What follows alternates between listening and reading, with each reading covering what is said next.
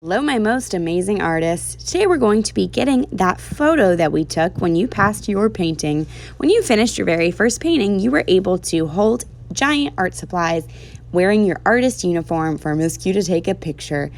Now, when you get that picture back today, there will be a black line around your body and around the art supplies. This is going to be the line that you are going to use scissors and cut out on that line. When we hold scissors, we never hold them this way. Nope, not that way either. No, Miss Q, never that way either. When we hold scissors, we want to hold them like that, with our thumb towards the sky, thumb up, and our bottom fingers in that bottom bigger hole of the scissors. When you cut with scissors, you always want to cut away from your body, never facing those scissors and the sharp part towards you. But before we can cut our photos out, we have to pass a scissor test. This is to practice cutting and to make sure that we can cut on that dashed line in order to cut your photo and to get it first. So I am using my scissors in baby shark chomps. I am making very, very small little chomps and taking my time. Even though this video is fast forwarded, you'll see that if I do big daddy shark chomps, that it really gets like a messy line. And that's not good. I want to take my time and make sure that I'm following that dotted line. Now you'll notice that my other hand that's not cutting has a super important job. Its job is to hold the paper and turn it as I go. That way, I don't have to turn my hand with the scissors, I just have to turn the paper. So finally, when I pass my cutting test and put the puzzle back together, showing that I have cut on all those lines perfectly, then Miss Q will let you go get your picture. When you get your picture, you are going to pick a point to start on your paper. I recommend starting at the bottom. Then you're going to baby shark chomp on that line. Remember, cutting super slowly and making sure you're following that black line. You want to be just on the inside of that black line, but not cutting too close to your body. This is going to leave a little bit of a bubble around you. That way you don't accidentally cut off any body parts like your hands or your head. That would not be good. We'd have to do scissors surgery today if that happened. We don't want to have to do any surgery, whether that's real or fake, on our papers. So please make sure that you're cutting very slowly and safely. When you get to a point like this, it's important that you turn your paper with your other hand. That way your scissor hand doesn't have to do a lot of work and your scissors can always be facing safely away from your body. That way, this hand does all the work by turning the paper and my scissors barely have to do any other job besides little opening and closing those baby shark chomps. I'm going to cut in that inside of the scissors all the way until I get to the bottom. Now notice I can't see that black line. If I can, I just see very small parts of it. You want to make sure that you're cutting off that black line mostly, that you can just barely see it.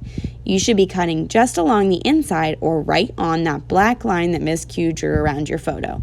That is your cutting line today. You don't want to cut off any closer to your body though, just in case, because you only get one picture today. When you're done with your scraps, you're going to crumple them up and throw them away in the garbage can, but make sure you keep your photo. Now today, we might only have time to cut our picture and to practice our scissor test. But when you are done and Miss Q has seen that you've done a great job cutting out your photo and cut on the lines, she might say that you have to go back and cut off a little bit of that black line like you saw that I just did and got a little bit closer, but not too close that I cut off anything important. Once I say that you've passed and you are ready to go, you can get out your painting. This was our very first painting from art class this year, so it's super special. You're going to get to choose where you place your photo of you and glue it down. But you don't have glue in your bins because you're going to have to show Miss Q that you've done a great job cutting and show her where you're going to put your picture before she gives you a glue stick. When she gives you a glue stick to place that photo down, you are going to open it up by taking the orange part off. You're going to pull it off with your art muscles.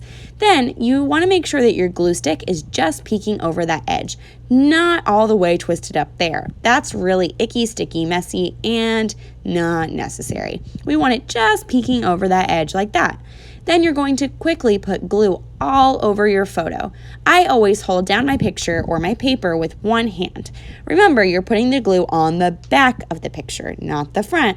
I make sure to get glue all over that picture, and yes, glue might get on your hands and table. That's okay, we'll clean it up after. Once I get glue all over that white part of the back of my picture, then I'm ready to carefully pick it up and stick it down. But before I stick it down, I'm going to hover it over top, meaning I hold it over top to see where I want it, but I don't stick it down yet. Once I stick it down, it's down. I want to make sure that I'm not floating in the middle of my paper. I want the bottom of my body to be connected to the bottom of my paper. That way it doesn't look like I'm floating above in the middle. Once I find a good place for it, probably at the bottom, left or right or middle, I'm going to hold it down for 10 seconds. If I hold it down for 10 seconds, that'll make sure that the glue has really stuck to my paper. I also give it a good massage. Paper likey. Then I am all good to go and ready to put my paper on the drying rack. I'm putting my paper on the drying rack because I want to make sure that it doesn't get gluey and sticky in my table folder. That would not be good. I also want to make sure that my name is on the back before I put it there, and then I'm always working on my own work, never using somebody else's painting. When I'm all finished, I'm going to clean up all of my scraps, every little piece of paper that was cut on my table and under the table, cleaning up and safely putting my scissors and glue with the glue cap back on my table. If you have a big, icky, sticky mess, you can use an art wipe to clean up your hands and your table. We will not be using the sink today, so make sure that when you're done, you open up that art wipe bag and get 1 or 2 art wipes out. Use it to quickly wipe your hands, and then you can wipe up your table if you had an ooey gluey mess from that glue stick. All right, awesome artists, I cannot wait to see your artist paintings today. Have fun!